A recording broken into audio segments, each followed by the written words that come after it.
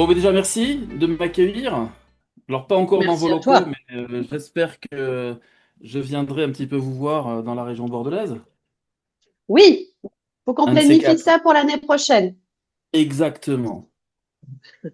Donc voilà, ben, je suis Christophe Calen, formateur depuis pas mal d'années. Historiquement sur la région bordelaise, j'étais sur Mérignac avec le groupe AFIB. Je suis parti du groupe il y a quelques temps. Et je suis tout simplement parti me ressourcer en Dordogne. J'habite entre Périgueux et Brive. J'ai intégré Coop Alpha, qui est donc une coopérative d'activité d'emploi que je pense certaines personnes connaissent a priori. Et donc je développe mon activité de formateur avec une thématique principale qui est la bureautique, où là je vais travailler surtout l'environnement Microsoft, mais je travaille aussi sur les logiciels libres, hein. Je suis pas raciste là-dessus. Mais quoi qu'il en soit, j'ai beaucoup de demandes et plus de demandes sur l'environnement Microsoft avec la partie 365.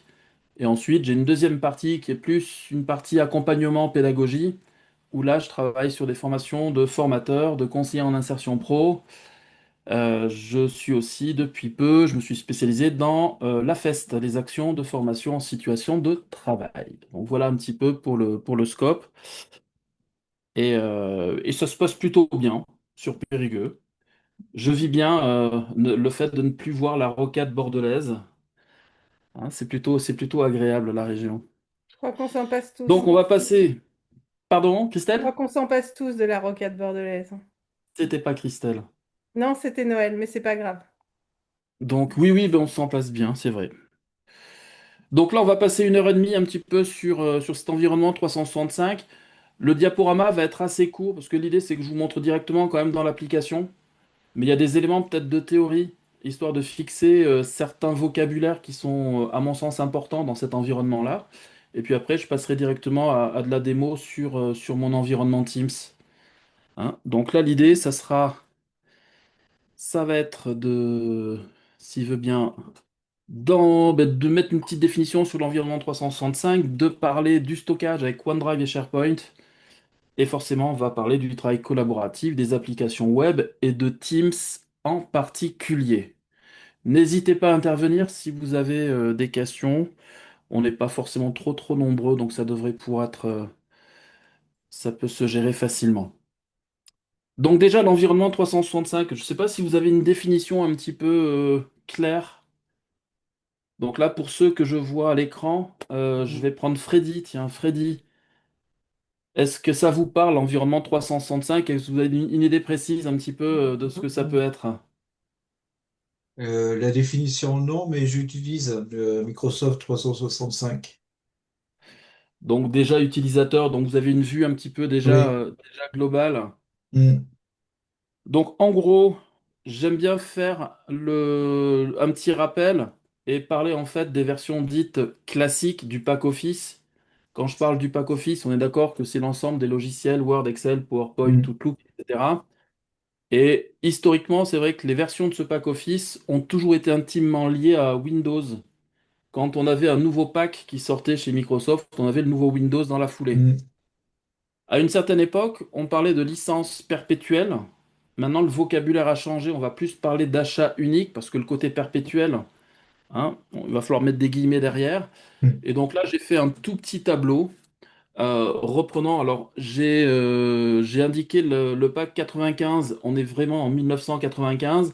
A priori, il y avait une ou deux versions un petit peu avant. Mais en gros, c'est celle avec laquelle moi j'ai commencé à travailler.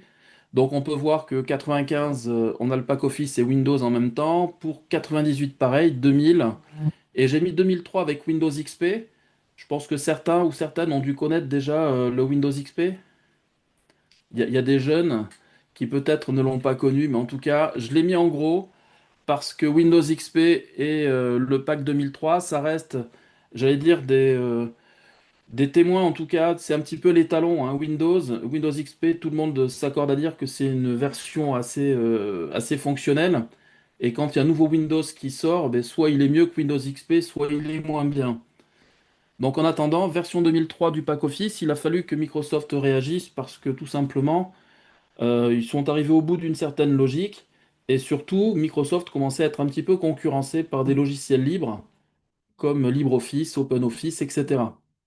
Ils ont mis du temps à réagir. Ils ont sorti la version 2007 avec Windows Vista. Alors, je ne sais pas si vous vous rappelez de Vista, ça a été compliqué. Et par la suite, ben, vous pouvez voir l'enchaînement des versions du pack Office. On a du 2010, 13, 16, 19, 21, 24. Donc aujourd'hui, là, on parle d'achat unique parce que ben, vous achetez le pack Office, autant de licences que nécessaire, et vous pouvez les utiliser jusqu'à peu plus. Ça, c'est dans la théorie. Même si la version, par exemple, 2013 est associée et sortie en même temps que Windows 8, aujourd'hui, si vous avez le programme d'installation de 2013, vous pouvez toujours l'installer même si vous êtes sur du Windows 11. Ça pose pas de problème. Le souci, c'est que Microsoft ne garantit plus au-delà de 5 ans les mises à jour de sécurité. Donc, ce qui fait que ceux qui choisissent l'option de choisir des versions comme ça d'achat unique, ben, il faut quand même qu'ils renouvellent les licences assez régulièrement pour pouvoir avoir les versions, je veux dire, les versions sécurisées. Donc là, aujourd'hui, la dernière version que l'on peut acheter, c'est la version 2024 avec Windows 11. Donc a priori, on a un Windows 12 qui devrait sortir incessamment sous peu. Donc là, on est sur les notions de pack et de licence tout à fait classiques. Concernant la version 365, la différence, c'est qu'on n'est plus sur un achat unique, on est bien sur un service d'abonnement. Donc ça, c'est important. C'est-à-dire que là, on va payer une redevance tous les mois, ou en fonction de l'environnement, ça peut être tous les ans, etc. Mais quoi qu'il en soit, c'est un service d'abonnement. Disponible depuis quelques temps déjà, puisque ça, on a eu les premières versions en 2011. C'est basé sur Internet, hein, sur le cloud. Et dans cet environnement-là, vous avez un espace de travail, vous avez un espace de stockage et vous avez des outils. On va retrouver forcément les outils classiques du pack Office dont je parlais tout à l'heure, Word, Excel, PowerPoint, Outlook, mais on va retrouver aussi des applications qui sont vraiment dédiées maintenant à cet environnement 365. On parlera de Teams, mais on peut avoir Forms, on peut avoir Planner. Hein, il y a tout un tas de... Tout à l'heure, on parlait de Power Automate. Enfin, il y a tout un tas d'applications hein, qui sont mises en place avec cet environnement-là. Ça va permettre à n'importe quel utilisateur de créer, modifier, partager en tout lieu et sur tout type d'appareil. Donc là, on est d'accord que l'environnement 365 a vraiment été mis en place pour le travail collaboratif. Là, l'idée, c'est de pouvoir vraiment mettre en place des espaces de stockage où on va pouvoir partager avec les collègues, etc. Et quand je dis en tout lieu et sur tout type d'appareil, maintenant, si certains d'entre vous, vous utilisez par exemple des Macintosh, c'est complètement compatible. Donc l'environnement PC ou l'environnement Mac, vous pouvez utiliser cet environnement 365 sans aucun problème. Et donc là, sur la petite photo, vous pouvez voir un téléphone portable, voir une tablette. Quel que soit l'appareil connecté à Internet, vous allez pouvoir utiliser votre environnement 365. Hein, donc, ce qui fait que ce soit tout ce que l'on va voir comme outils, ben, tous ces outils en général sont disponibles sur les téléphones portables. Donc ça fait partie aussi vraiment des grosses avancées. Une grosse différence avec les anciennes versions, quand on parlait de licence perpétuelle ou d'achat unique, la licence était associée à un ordinateur. Là, la grosse différence, c'est que la licence sera associée à une personne. Ça, c'est important. Une fois que vous avez cette licence 365, c'est un environnement qui est ultra ouvert, mais si vous avez un service informatique qui gère un petit peu cet environnement-là, il peut brider cet environnement. Et quand je parle d'un environnement ouvert, si dans votre structure, vous mettez en place l'environnement 365, quand vous arrivez chez vous à la maison, vous pouvez tout à fait ouvrir votre ordinateur perso et vous connecter à votre environnement de travail, installer le pack Office sur l'ordinateur et vous pouvez travailler de manière classique et en toute légalité. Si par exemple vous avez trois ou quatre ordinateurs chez vous parce que vous en avez la nécessité, ben, de la même manière, vous pouvez installer sur autant d'ordinateurs que nécessaire votre version du pack avec votre compte. Bon, bien entendu, comme je l'ai indiqué tout à l'heure, un service informatique peut tout à fait brider ce genre de pratique, hein, pour éviter effectivement que des données sensibles, etc. Donc là, la licence est associée à une personne. Avant, c'est par rapport à un ordinateur, et ça, c'est quand même un gros changement aussi sur l'usage que l'on peut avoir de 365. Donc, comme indiqué, vous avez à disposition un espace de travail avec des outils. Ces outils vont vous permettre de créer une base documentaire. Et donc là, dans l'environnement 365, vous avez du stockage. Le stockage, on va essayer en termes de vocabulaire de repérer deux choses. Vous entendrez parler de OneDrive et vous entendrez parler de SharePoint. Donc là, c'est bien un petit peu de comprendre un petit peu les tenants et aboutissants de ces deux termes. OneDrive, ce sera vraiment associé à une personne. À chaque compte 365, donc on a bien dit qu'un compte c'était une personne, eh bien chaque personne aura droit à un espace de stockage dans le cloud. Le stockage sera de 1 Tera par défaut. Selon les licences que les entreprises vont acheter à Microsoft et selon le nombre de licences surtout, le OneDrive peut être quasiment illimité. Donc pour ceux qui ont vraiment beaucoup de données à mettre, selon la structure, on peut effectivement avoir 1 Tera, enfin 1 Tera, 5 Tera ou 10 Tera, hein, compris dans le forfait de base. Donc quoi qu'il en soit, c'est privatif, c'est-à-dire que là, je prends les personnes que je vois à l'écran, je vois Christelle, Fabienne et Bernadette. Si jamais vous êtes dans la même structure, Bernadette aura son OneDrive, Fabienne son OneDrive, Christelle son OneDrive, et c'est complètement clos, hein. Bernadette ne peut pas aller voir le OneDrive de Fabienne ou de Christelle. Par contre, comme j'indiquais, c'est quand même une technologie qui est mise en place pour faciliter le travail collaboratif. Donc potentiellement, Fabienne, si elle travaille avec Bernadette sur un projet particulier, Fabienne pourra créer un dossier dans son OneDrive et le partager facilement avec Bernadette. Ça pose aucun problème. Ça, moi, je le mets en place parfois pour des choses vraiment, on va dire, ponctuelles, marginales. Si vraiment on doit jouer dans la pérennité, on va plutôt basculer pour le coup dans SharePoint, où là, SharePoint est vraiment dédié en fait au travail d'équipe. Donc là, SharePoint, c'est vraiment la notion de document d'équipe. Donc on va vraiment associer OneDrive, documents perso, SharePoint, les documents d'équipe.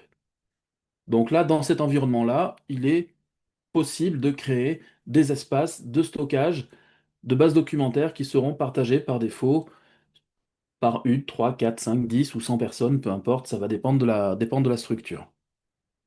Donc vraiment, ce qu'il faut comprendre sur cette diapositive, OneDrive perso, SharePoint, on est sur le travail collectif. Oui, Bernadette. Question, par exemple, moi j'ai OneDrive qui apparaît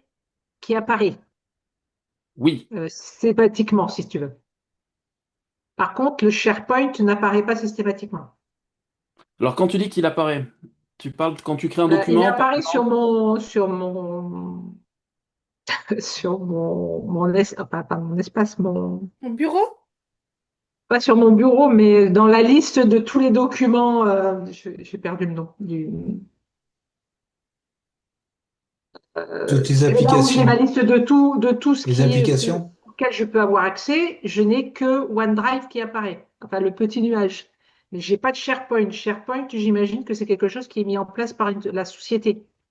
Alors, on va le voir. Là, j'ai ouvert un document Word. C'est vrai que si je fais fichier, enregistrer une copie, on va de suite apercevoir les notions de OneDrive qui vont apparaître ici. Et là, pour l'instant, il n'y a aucune information sur du SharePoint ou quoi que ce soit. D'accord? Donc c'est vrai que par défaut, en fait, tous les documents, quand vous ouvrez Excel, Word, PowerPoint et que vous souhaitez enregistrer, par défaut, il vous propose, quoi qu'il en soit, d'enregistrer vos documents dans cet environnement OneDrive.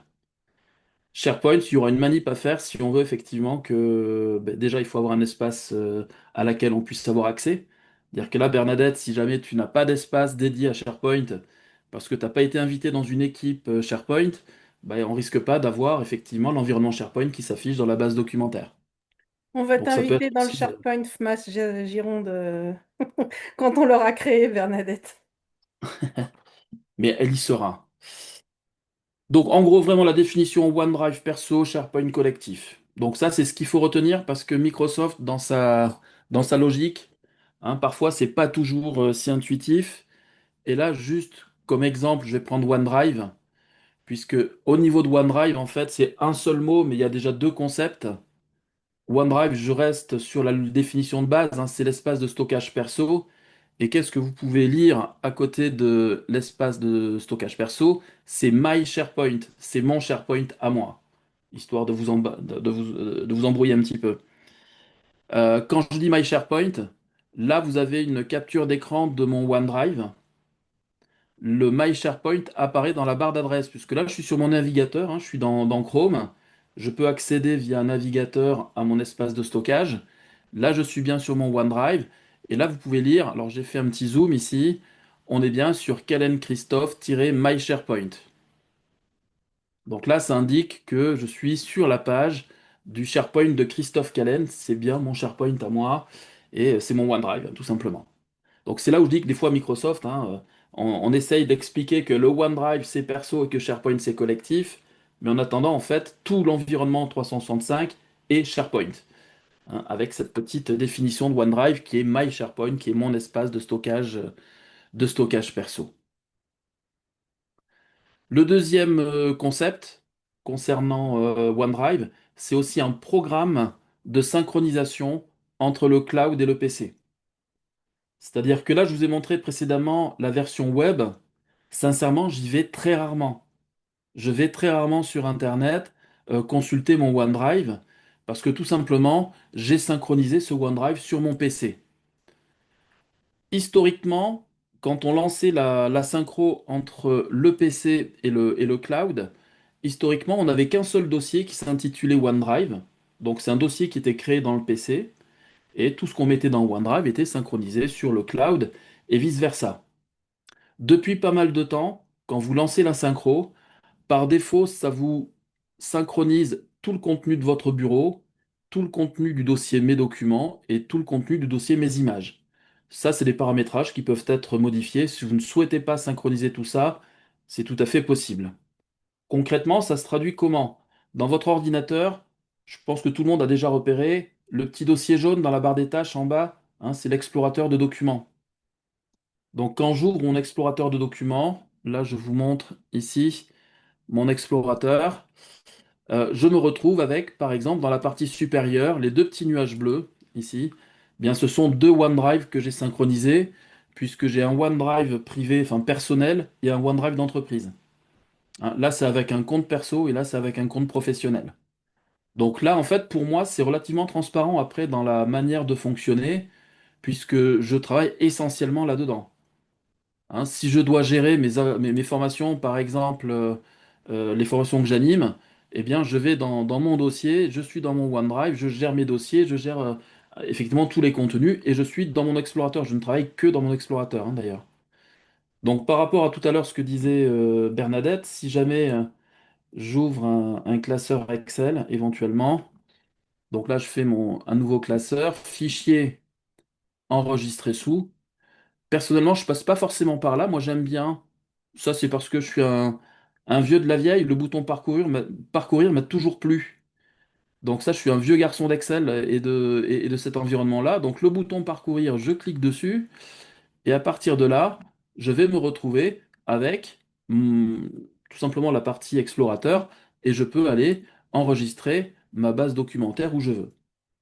Donc pour moi, c'est assez fluide en fait, OneDrive, une fois que la synchronisation elle est faite. Ce qui peut paraître déroutant, c'est qu'on retrouve plusieurs infos un peu partout. Par exemple, là, quand je suis dans mon OneDrive, est-ce que le zoom va fonctionner? Il fonctionne. On peut voir qu'il y a un dossier qui s'intitule Bureau. J'ai un dossier qui s'appelle Documents. Et en cherchant bien, je pense que je dois avoir un dossier Image. Donc là, c'est tout simplement le dossier Documents qui est vraiment sur mon PC, le dossier Image et le Bureau qui est sur mon PC. Ce qui fait que là, bon, moi je l'ai testé il n'y a pas si longtemps que ça. J'ai un ordinateur qui tout simplement a rendu l'âme, disque dur hors service, impossible de récupérer les données. Eh bien, il a fallu que j'achète un autre ordinateur, j'ai reconnecté tout mon pack Office et j'ai récupéré la totalité de la base documentaire que j'avais dans le dossier documents, dans le dossier images et sur le bureau. Plus forcément toute la base documentaire que j'ai stockée dans le cloud, dans OneDrive. Donc pour moi, c'est un outil que j'utilise au quotidien. Euh, Par rapport à d'autres, j'ai du Nextcloud, alors on a discuté avec d'autres collaborateurs de Cop Alpha. Moi, pour gérer ma base documentaire du Nextcloud, en fait, j'ai fait une synchro. Donc la synchronisation, en fait, dès lors que vous avez des systèmes, j'allais dire, de cloud, je pense que certains utilisent, on parlait de la suite Google, mais le Drive de Google, vous pouvez aussi télécharger l'application j'allais dire, de l'application qui permet la synchro, Et c'est pareil, vous aurez ici la possibilité d'avoir votre synchronisation avec les outils Google. Donc là, c'est du Nextcloud et ça fonctionne presque de la même manière.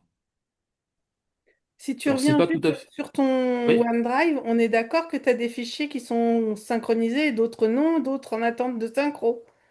Alors, là, en fait, c'est intéressant ce que tu dis, parce que là, j'ai réellement, par exemple, trois statuts, enfin même quatre statuts avec celui-ci qui est en cours de synchro. Mais j'ai un statut petit nuage, un statut vraiment avec la pastille verte, et là, c'est une pastille un petit peu moins verte et le petit nuage. Aujourd'hui, je ne sais pas si vous avez remarqué, mais les ordinateurs que l'on achète, les disques durs sont relativement petits. Donc moi, sur mon portable, je crois que j'ai un disque dur de 250 gigas, alors que j'ai un OneDrive qui fait 1 Tera.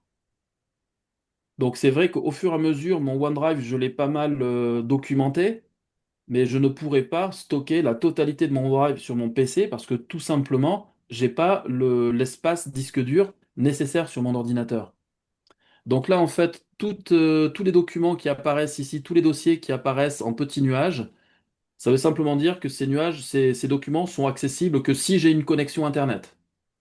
C'est pour l'instant toute cette base documentaire dans Applications, dans le dossier document ici, le raccourci que j'ai fait, Excel niveau 1, Excel niveau 2, ben ça, c'est des dossiers qui sont stockés sur le web. J'ai un accès aujourd'hui parce que là, je peux ouvrir le dossier. Je peux ouvrir par exemple un classeur Excel sur la manière de faire des calculs dans Excel et je vais pouvoir l'ouvrir ou pas d'ailleurs. Oups, je l'ai déjà ouvert. Ah, il était déjà ouvert. Donc là, il va le télécharger et là en fait, alors je vais le fermer. Donc ça m'a ouvert le classeur. Je le ferme. On peut voir que je sais plus sur quel dossier j'étais. Tchouk, tchouk, je reprends le OneDrive ici. On était sur l'Excel niveau 1 et je refais un zoom. Le classeur que je viens d'ouvrir est passé d'un statut petit nuage à un statut pastille verte. Donc le fait d'ouvrir un classeur qui était sur le web, automatiquement, ça me l'a téléchargé sur l'ordinateur et mon statut est passé de petit nuage à petite pastille. C'est-à-dire à cet instant, si j'ai une coupure Internet, je ne pourrai pas accéder à tous les autres documents, mais celui-ci, je pourrai parce qu'il est stocké sur mon PC. On a vu qu'il y avait trois niveaux de pastilles. Petit nuage, pastille verte, il y en a une autre c'est une pastille un petit peu plus foncée. Hop, je reviens en arrière. On a cette pastille qui est là, hein, pastille verte. Donc là, ça veut dire quoi? Ça veut dire que ce qu'il faut comprendre quand vous passez d'un statut petit nuage à petite pastille verte, en fait, c'est Windows, c'est l'environnement Windows qui va gérer l'espace disque de votre ordinateur. Et si jamais demain, Windows estime que j'ai euh, un disque dur un petit peu saturé, eh bien par défaut, il va supprimer le fichier je calcule, il va le supprimer de mon ordinateur, il va le laisser sur le cloud, c'est-à-dire que le fichier je calcule va passer en statut petit nuage en fait, automatiquement, j'ai besoin de rien faire.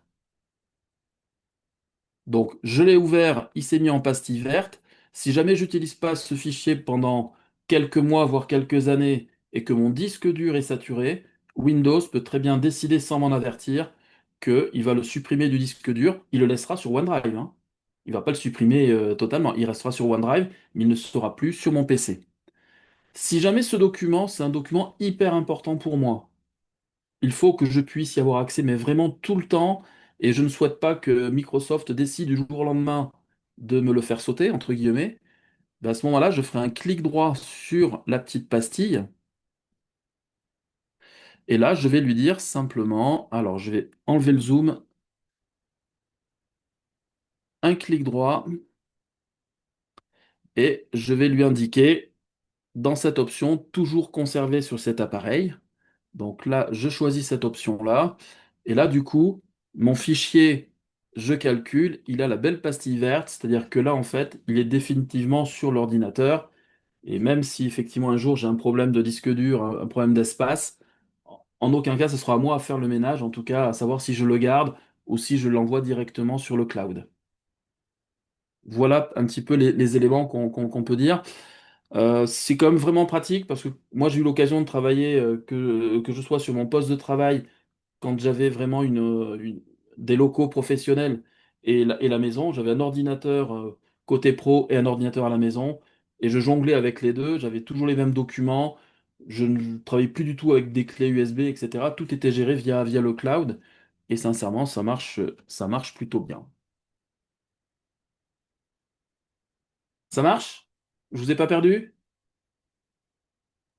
Non, non, non, merci Christophe.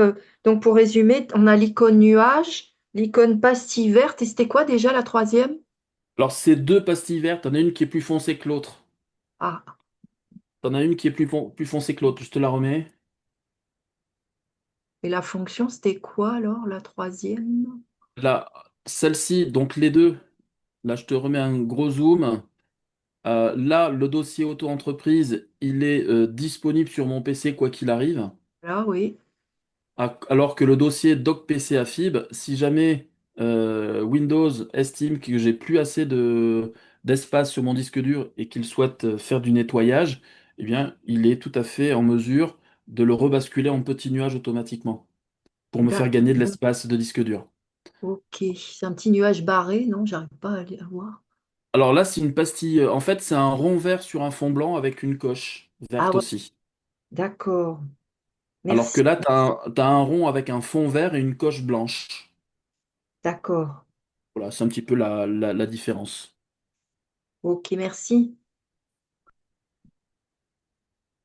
Donc là, on est vraiment voilà, sur cette logique de travail avec cette synchronisation qui, sincèrement, après, moi, j'y pense plus tellement à cette synchro, hein. Je travaille de manière très fluide avec mon OneDrive. Pour le coup, comme je vous ai dit, hein, j'ai aussi mon téléphone. Si jamais je prends le train et j'ai pour 3 heures ou 4 heures de voyage, si j'ai une connexion Internet, eh bien, je peux tout à fait consulter ma base documentaire parce que le OneDrive, j'ai l'application OneDrive sur le téléphone portable. Donc voilà, c'est plutôt pratique. Question, Donc, est-ce que oui, il n'y a aucun problème de synchronisation? moi, j'en ai pas eu. Moi, j'en ai pas eu. Ce qui se passe parfois, vous savez que enfin, vous savez peut-être pas, quand je crée un document, je vais reprendre un document Word. Je prends celui-ci, par exemple. Je vais réduire un petit peu. Ouais. Donc là, ce document que j'avais créé tout à l'heure, vous avez cette indication d'enregistrement automatique. Cette petite pastille, c'est mon. Là, je suis avec Word en version locale, hein, c'est l'application classique. Dès lors que le document est stocké dans OneDrive, que ce soit donc mon bureau, le dossier document ou dans un de mes dossiers de OneDrive, en fait, il y a cette partie enregistrement automatique qui s'active. C'est-à-dire que là, je pourrais rajouter des éléments. Je peux décider de mettre ça en gras, par exemple. Les modifications que je viens de faire sont enregistrées automatiquement au fil de l'eau, quoi. Donc j'ai plus besoin de faire fichier enregistré ou d'utiliser cette petite disquette, elle est quasiment inutile maintenant, parce que l'enregistrement se fait au fil de l'eau. Donc j'ai eu un de mes collègues qui utilisait plusieurs ordinateurs en même temps sur le même document en même temps. Là, lui, il a eu un problème, mais c'était vraiment parce qu'il travaillait à la maison avec une connexion Wi-Fi qui était un petit peu défaillante. Et donc là, il a un petit souci avec ça. Parce que après, le fait que ce soit un enregistrement automatique, si jamais je partage ce document avec qui je vais partager, tiens, avec Michael du 33, ben, Michael du 33, elle pourra largement ouvrir le même document que moi en même temps et on sera en totale coédition, ça pose aucun problème. Et moi, j'ai jamais eu, sincèrement, j'ai jamais eu de soucis associés à de la synchro.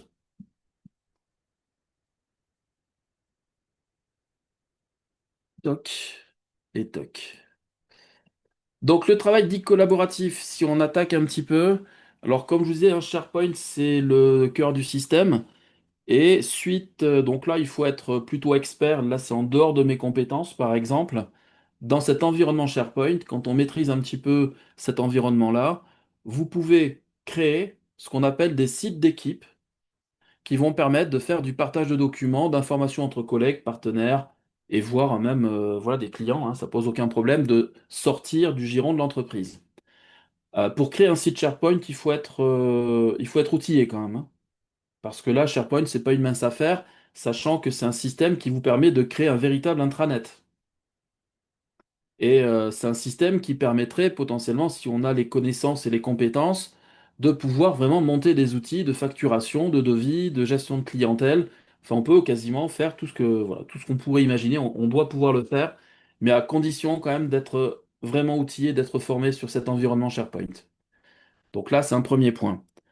Par contre, ce qu'il y a de sympa, c'est que ben, vous avez Teams, en fait. Et Teams, c'est un petit peu central dans l'offre 365 parce que l'environnement SharePoint, vous allez le créer quand vous créez des équipes dans Teams. Alors, je ne sais pas si vous connaissez un petit peu cet environnement-là, si vous avez déjà vu un petit peu cette notion d'équipe dans Teams, mais dès lors que vous créez une équipe dans Teams, vous créez un espace SharePoint. Et donc là, pour le coup, être dans Teams, créer une équipe, c'est tout à fait faisable par n'importe quel utilisateur. Il y a aucun, c'est pas forcément très complexe, hein. C'est beaucoup, en tout cas, plus simple que de passer par SharePoint. Donc je pense qu'en général, SharePoint est plutôt associé vraiment à l'entreprise. L'entreprise qui a besoin de créer un intranet avec des outils spécifiques, bon ben là, ils peuvent mettre les mains dans le cambouis de SharePoint et créer vraiment leur propre application. Et ensuite, le service commercial, le service formateur, le service administratif, etc., ont des besoins en commun. Bon ben là, ils vont plutôt aller dans Teams et créer des équipes, hein, où ils vont pouvoir discuter, partager la base documentaire. Donc Teams, c'est quand même c'est un nœud central, hein, qui va vous permettre de faire des conversations entre collègues, voire avec des personnes extérieures, mais c'est aussi avec Teams que vous allez pouvoir faire des réunions. Donc toute la partie, là, ce qu'on est en train de faire dans Zoom, eh bien, c'est effectivement des choses que l'on peut mettre en place avec Teams sans grosse difficulté. Et on a aussi toute la partie travail collaboratif. Et quand je dis travail collaboratif, c'est-à-dire que quand on crée une équipe, on crée un espace de stockage par défaut pour l'équipe. Donc on va pouvoir créer une base documentaire et on va pouvoir ajouter des outils. Donc là, les outils sont nombreux. Je pense que je vais prendre un petit peu le temps de vous parler de Planner notamment, hein, qui est un outil de gestion de projet, de gestion de tâches. Si vous connaissez Trello, je ne sais pas si vous connaissez Trello, ça vous parle, Trello? Oui, Oui. oui, Par contre, attends, on Donc a voilà. deux questions, voilà. Christophe. Ouais. On a Michael qui nous dit qu'elle a un message qui lui dit assurez-vous que OneDrive Personal est en cours d'exécution sur votre PC. Donc elle demande ce que ça veut dire. Quelle manip a été faite avant d'avoir ce message, en Je ne sais fait? pas. Michael, peux-tu prendre la parole? J'ai essayé d'ouvrir un fichier que j'ai sur mon OneDrive et il m'a donné ce message. Et il vous demande de vous assurer de quoi? Que OneDrive personnel est en cours d'exécution sur mon PC et de réessayer. D'accord. Vous n'avez pas fait de synchronisation sur le PC. Je pense pas. Parce que c'est des documents de 2022, j'avais oublié que j'avais ça. Donc, Hmm. Euh, Vous avez le pack Office sur votre ordinateur? Tout est oui, installé ou pas? oui, Ouais, parce que là, en fait, quand on est sur le OneDrive en version web, en général, il ouvre le document si c'est un document Word, par exemple, ce sera la version web de Word. Par défaut, c'est en général comme ça que ça se passe. Quand j'ouvre un fichier Excel, ça sera la version Excel, mais web, quand on est sur le OneDrive. Là, votre OneDrive, vous êtes sur la version, comme j'ai montré ici, comme j'ai montré avec l'explorateur de documents. C'est en euh, allant par ici ouais, que vous avez accès ouais. à votre Je suis allée OneDrive. par là et j'ai essayé d'ouvrir un document que j'avais là depuis 2022 que j'avais oublié. Et D'accord. Et là, oui, il vous dit il y a un souci. hum, L'autre question que je pourrais vous poser, est-ce qu'il est toujours en synchronisation, votre OneDrive? Ça, c'est une autre. Donc, il faudrait voir peut-être pas. dans les icônes que vous avez tout en bas de votre barre des tâches, là où vous savez, vous avez la date et vous avez l'heure, etc. Normalement, il y a un Ouais. petit nuage. Est-ce que le Il petit y a un nuage, petit quoi? il y a un petit nuage, moi, c'est un petit nuage bleu ou un petit nuage gris, et ça m'indique si mon OneDrive est dans la synchronisation ou pas. J'ai pas de petit nuage. Bon, il faudra qu'on le voie ça, mais là, je Ouais, pourrais on pas verra ça une autre fois. Ça marche. vous le gérer de suite. Donc, par contre, non, Attends, si la c'était vraiment deuxième par... question, excuse-moi. Oui, Pour créer un SharePoint, est-ce que ça fonctionne si on a des noms de domaines différents? Faut-il faire partie de la même société? oui. En fait, là, il faut, pour l'environnement, pour la partie SharePoint. Alors, le côté SharePoint, en fait, il est vraiment associé à ce qu'on appelle le vocabulaire qui est utilisé dans Microsoft, on parle du tenant. Donc là, si par exemple la fédération décide de créer, enfin d'acheter l'environnement, d'acheter les abonnements 365, Ça y est, c'est etc. fait, merci. C'est pour ça qu'on fait la formation. Voilà, donc il y aura le tenant associé à la fédération, et là, normalement, par défaut, tout ce qui sera créé dans SharePoint, mais vraiment, je parle vraiment de l'application SharePoint, hein, elle est vraiment dédiée au travail en interne. Maintenant, dans une équipe, c'est ce qu'on va voir après. Si jamais vous souhaitez associer dans une équipe des personnes qui font pas partie de la fédération, on peut créer une équipe et faire du travail collaboratif avec des personnes extérieures. Dire que moi, par exemple, vous pouvez tout à fait m'intégrer dans une équipe Teams, par exemple, il n'y aura aucun souci. Donc, sous-entendu, comme je vous ai dit que Teams, quand on crée une équipe, on est dans un environnement SharePoint, oui, on peut faire du travail collaboratif avec des personnes extérieures. C'est pas un souci. Mais quand on crée vraiment des sites d'équipe, vraiment dans l'application SharePoint, par défaut, c'est quand même fait pour travailler en interne. Bon, quoi qu'il en soit, on a toujours la possibilité d'inviter des personnes extérieures, même dans cet environnement-là, mais on a intérêt à bien gérer les conditions et les droits d'accès, en fait, hein, derrière. Mais dans Teams, c'est jouable, donc c'est jouable partout, en fait. Ça marche?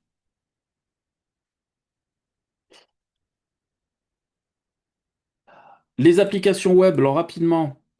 Vous allez retrouver toute la partie classique, hein, Outlook, Word, Excel, PowerPoint, Teams, OneNote. Vous connaissez OneNote?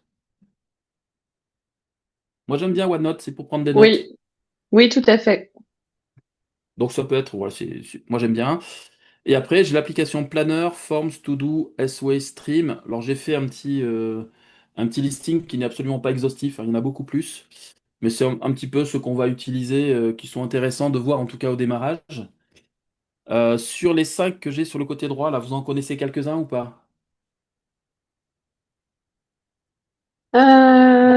Aucun de mon côté.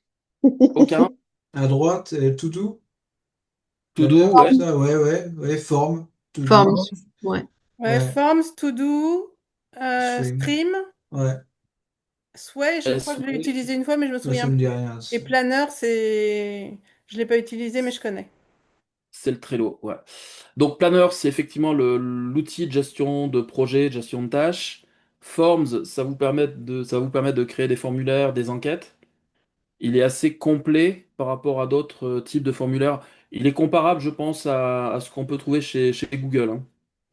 Je pense qu'ils ont même fait, pour avoir connu Forms au début, il y a eu vraiment une pâle copie de Google, hein. C'est quasiment un clone, hein. L'application To-Do, c'est une application qui centralise toutes les tâches que vous allez avoir la possibilité de vous... soit c'est vous qui les mettez pour vous-même, ou soit c'est quelqu'un qui vous les attribue. Mais c'est une application qui va centraliser les tâches. Dans Planner, par exemple, si vous faites partie d'une équipe et que on décide que vous devez faire telle ou telle tâche, ça sera notifié dans Planner. Vous allez recevoir un mail dans Outlook et la tâche qui vous incombe sera disponible dans l'application To Do. Donc ça centralise un petit peu. Au-delà de centraliser l'application en elle-même, vous avez la possibilité de créer vos propres listes de tâches dans l'application To Do.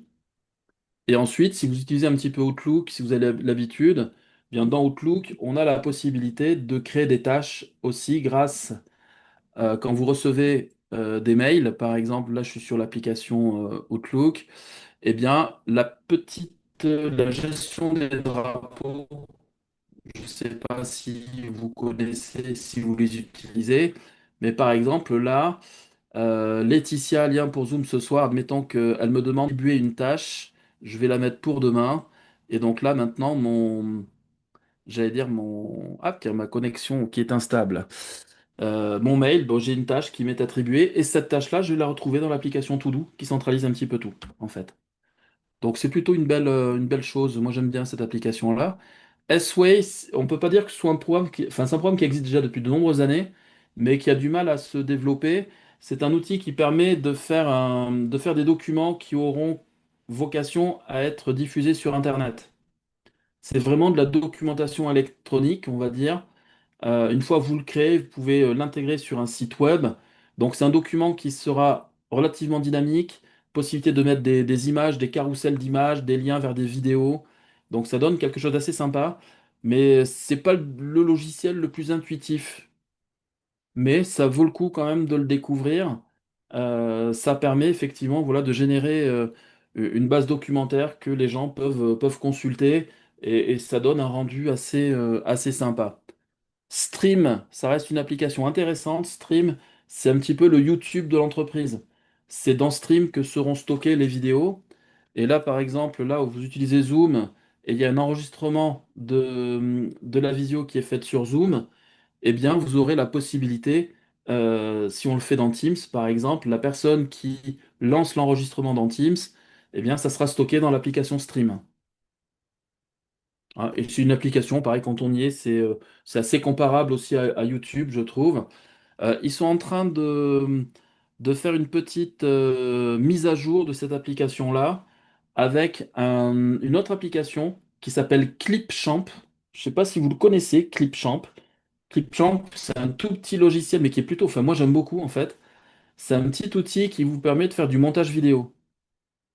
Donc là aujourd'hui, c'est vrai que Stream est vraiment connecté à Clipchamp. Donc c'est un univers qui est hyper mouvant, c'est ce qui est, pour moi un petit peu le point négatif parfois, c'est-à-dire que j'ai découvert des mises à jour de Teams de manière, enfin très récemment. Hein, je fais une formation, je fais ma démo, ben, j'avais toutes mes lignes de commande qui étaient en anglais. Donc c'était un petit peu compliqué. La veille, j'avais testé, ça marchait. Puis là, je mets en place la formation. J'avais toutes mes indications en anglais. Donc là, ben, j'ai refait une mise à jour le soir même et tout est redevenu normal. Voilà, j'ai plus ce problème-là. Mais ça reste quand même voilà, un univers qui est très mouvant. Et parfois, du jour au lendemain, bien, on découvre des choses. Et là, les dernières en date, c'est plutôt l'intégration de plus en plus de copilotes qui est l'intelligence artificielle. Donc ça, c'est vrai que Copilot est de plus en plus omniprésent dans les applications. Donc vous aurez des outils qui intégreront directement l'IA.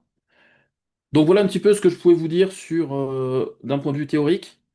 Donc là maintenant l'idée c'est de basculer directement sur l'application tiens, sur l'application sur Teams. Et donc là, je l'ai ouverte cette application. Donc comme je vous indiquais, hein, ça va être une application relativement simple, j'allais dire, et tout à fait classique. Vous avez un menu à gauche qui va vous permettre de naviguer dans les différentes applications. On peut voir que l'on a des liens, que tout est imbriqué quand même, puisqu'on retrouve OneDrive par exemple. Si jamais je suis en train de discuter avec un collègue et qui me dit, tiens, j'ai tel document, où est-ce que... Bon, au lieu d'aller dans mon explorateur, je peux directement basculer sur le OneDrive. Donc j'ai un accès directement à OneDrive.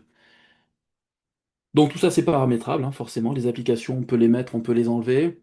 Et donc là, je suis dans la partie conversation qui est tout à fait classique. Si vous utilisez déjà des outils de conversation, ils ont pas inventé la poudre, hein, j'allais dire. Le principe, là, vous avez toutes les conversations que je peux avoir avec Teams. On peut juste faire la différence au niveau des petites vignettes.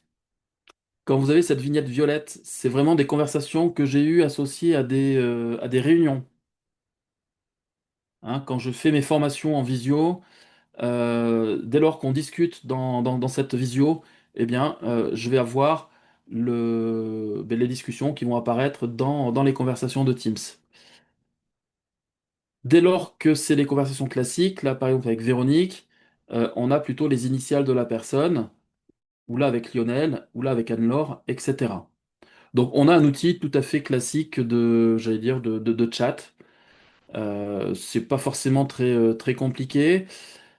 Dès lors qu'on est sur un principe aussi classique, hein, si jamais quelqu'un m'écrit maintenant, eh bien le message va s'afficher en haut. de la partie conversation et les autres vont tout simplement descendre. D'accord? Donc à partir de là, c'est vrai que les conversations, là par exemple, tiens, j'ai Laetitia qui m'envoie un petit coucou. Hop. Je fais des tests en Alors, direct. c'est bien. Donc ben déjà, alors là, c'est intéressant ce que tu viens de faire parce que comme tu ne fais pas partie de mon entité, hein, de mon tenante, comme on dit, de mon organisation, Oui. je reçois un message d'une personne. Bon, là, je te connais, ça va. Mais là, en fait, j'ai quand même un petit message d'alerte. Attention, cette personne est externe à votre organisation. Mm, mm. Il me demande quand même, je pourrais te bloquer éventuellement ou je peux accepter. Donc là, je peux accepter. Mais alors, ce qui est intéressant aussi, c'est que je n'avais pas ton adresse mail ou quoi que ce soit. Je suis allée dans conversation, j'ai tapé ton nom, il t'a trouvé tout de suite. Bah, il fait le lien avec la correspondance mail qu'on a eue justement. On en a eu par mail avec mon adresse, tiens, d'accord. Ok, Ben, tout à l'heure, tu m'as envoyé le lien, par exemple, de mémoire. c'est vrai, c'est vrai. Ouais, ok. Ah oui, moi je pensais qu'il t'avait trouvé simplement parce que tu as un compte Teams, comme il pourrait trouver n'importe quelle autre personne Ça, avec qui c'était je n'ai pas eu Skype. de. Oublie. Oui, mais peu importe. Je pensais que ça te trouvait automatiquement dès lors que tu avais un compte Teams, quoi. Eh Donc il faut quand bien, même que tu aies eu des contacts avec la personne avant.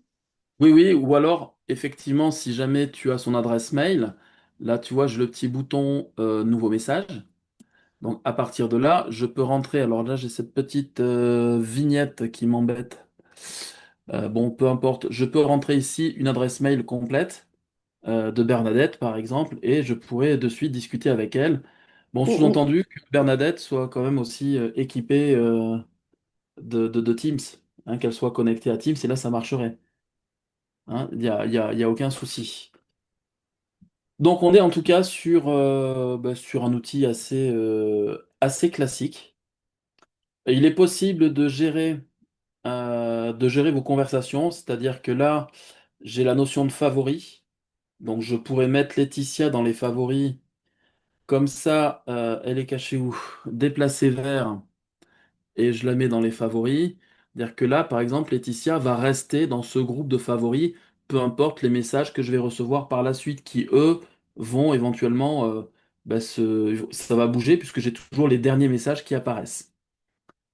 Par défaut, on a toujours la partie conversation, on a toujours eu la partie favoris. Depuis peu, il est possible de créer en fait des différents dossiers, hein, pour ranger ces conversations. Donc Laetitia, je refais les trois petits points. Ça aussi, hein, dans cet environnement-là, les options sont souvent cachées. Il faut survoler un élément et dès que vous voyez les trois petits points qui sont présents, c'est que vous avez d'autres options. Déplacer vers, je peux créer une nouvelle section. Et là, éventuellement, si je fais la FFMAS, c'est ça, je me trompe je pas? Je Non, fais c'est créer. ça. Donc du coup, j'ai maintenant mes favoris, mais j'ai aussi le dossier de la fédération. Et là, par exemple, admettons que Véronique en fasse partie, clic droit, déplacer vers, je peux la déplacer dans le dossier. Et là, en fait, je peux réorganiser en fait mes conversations. Donc ça, c'est plutôt efficace. Si jamais Laetitia, tu m'écris et que le message, je souhaite le retrouver rapidement dans le flux de tous les messages qui m'ont été envoyés. En survolant, toujours pareil, ton message. Donc déjà, on a la gestion des émoticônes tout à fait classique, les trois petits points, et je peux, tu vois, enregistrer le message. Donc dès lors que j'ai cliqué sur enregistrer le message, donc le message maintenant possède ce petit icône d'enregistrement. Et en fait, je vais retrouver tous les messages que j'ai enregistrés dans la partie supérieure ici, où je peux voir les différents messages que j'ai enregistrés. Bon, une fois que j'ai plus intérêt de les avoir à l'écran, je peux bien évidemment annuler l'enregistrement, s'il veut bien. Et à partir de là, bon, dans la partie enregistrée, je n'ai plus de messages. Avec Laetitia, si jamais je souhaite, on papote un petit peu et puis on se dit, bon, ben, on est couillon parce que là, on n'arrive pas trop à se comprendre sur le projet. Eh bien, on peut lancer directement Dans la conversation, on peut lancer la vidéo. Donc ça lance une visio de manière assez rapide. Donc l'outil il est assez propre. Aujourd'hui, vous avez pas mal de structures qui travaillent et qui sont déjà dans cet environnement Microsoft depuis pas mal de temps, qui vont tout simplement réorganiser la communication de la structure. Et par exemple, toute la partie mail en interne bascule bien souvent dans Teams. C'est-à-dire que les consignes que les gens ont, c'est de quasiment plus envoyer de mail en interne et de tout travailler avec la partie conversation de Teams. Après, j'allais dire les petits, comment dire, pas des restrictions, mais les petites remarques que je peux avoir, c'est quand même vachement intrusif, hein, le système. Par exemple, vous voyez, j'ai Anne-Laure et j'ai Laetitia. J'ai Véronique ici, avec Lionel aussi. On peut voir que les personnages ont des petits symboles ici qui symbolisent l'état. Là, Laetitia est en pastille verte. J'ai ma collègue Anne-Laure qui est en pastille verte. Bah, ça veut dire que Anne-Laure, aujourd'hui, elle est connectée, son ordinateur est allumé, elle est connectée, son Teams est ouvert, quoi, est disponible. Donc, c'est une personne qui est extérieure à mon entité, hein. Donc, c'est là où je trouve que c'est quand même parfois assez intrusif. Donc là, Laetitia, je sais que voilà, que tu es disponible, tu es en pastille verte. Donc, parfois, bon, moi, je suis en pastille rouge parce que c'est connecté à mon agenda et que j'ai indiqué dans mon Outlook que j'avais la réunion avec vous. Donc, dès lors que mon agenda, j'ai une animation, eh bien, j'apparais en rouge. C'est un statut que je peux modifier dans la partie supérieure ici. Hein, là, je peux gérer le statut. Là, je suis occupé, par exemple. Je peux me remettre en tant que disponible, de retour bientôt, ou je peux vraiment apparaître hors ligne. Là, c'est le moyen de travailler et sans que des personnes extérieures puissent connaître mon statut, par exemple. Bon, sinon, c'est géré de manière automatique, c'est-à-dire que là, si jamais euh, on décide de faire une pause et que je vais boire un petit apéro pendant 10 minutes, que mon ordinateur se met en veille, automatiquement, je vais passer d'une pastille rouge à une pastille orange, par exemple. Hein, donc voilà. Et là, pour le coup, qui c'est qui est passé en pastille? Non, personne n'est passé en pastille orange, ici.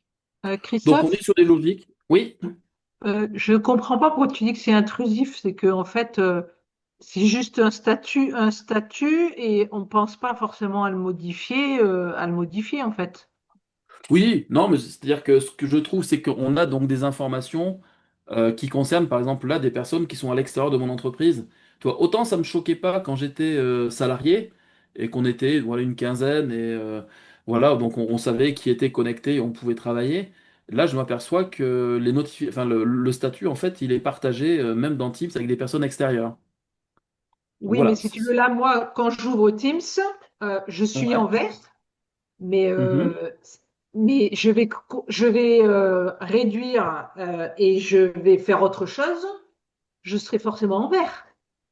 Oui, oui.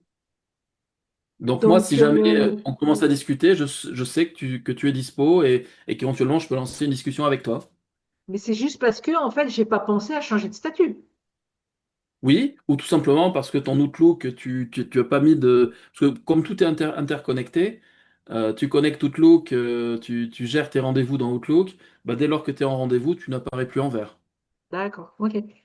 Hein, donc c'est des choses qui se mettent de manière automatique. Donc voilà, donc la partie conversation, on est sur quelque chose d'assez classique. Avant de parler d'équipe, je voulais vous montrer quand même, on a donc la partie agenda, la partie calendrier, et donc là dans Teams, donc on va retrouver des logiques tout à fait classiques d'agenda que vous connaissez. Après, concernant les types de rendez-vous ou les types de réunions que vous pouvez faire avec Teams, ça peut aller, je vais prendre un zoom, ça peut aller d'un simple rendez-vous classique, voilà, un simple événement. Donc là, je lance une réunion Teams, je mets un nom, j'invite des personnes à cette réunion Teams. Maintenant, je peux aller au-delà, c'est-à-dire que je peux créer des webinaires. Le webinaire sera associé à un formulaire d'inscription. C'est-à-dire que là, je lance l'idée d'un webinaire, tel jour à telle heure, je communique un lien et les gens s'inscrivent à partir du lien, donc ils arriveront sur un formulaire. Le formulaire est paramétrable. Si jamais je souhaite faire quelque chose de monstrueux, c'est-à-dire que là, j'ai vraiment envie d'inviter, de faire une sorte de podcast et qu'il y ait des centaines et des centaines de personnes qui se connectent à mon podcast, bon, ben là, ça sera la notion d'assemblée. Hein, où là, en fait, c'est pareil, j'invite pas les personnes nommément, hein, je crée l'assemblée, ça me génère un lien, et c'est le lien que je diffuse sur les réseaux sociaux, par exemple.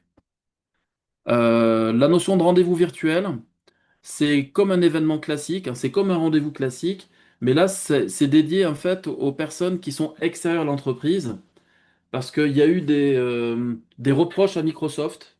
Tout à l'heure, les personnes qui se sont connectées à Zoom, c'est vrai que soit on se connecte via le web, et donc là, ça passe bien, ou soit parfois certaines applications nous demandent de télécharger une application.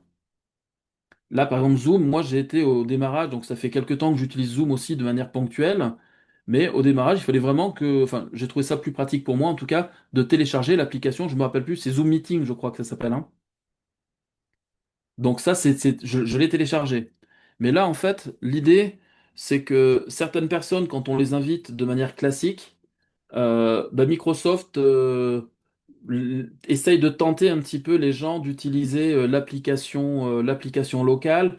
Donc, ils demandent un petit peu est-ce que vous voulez pas télécharger l'application.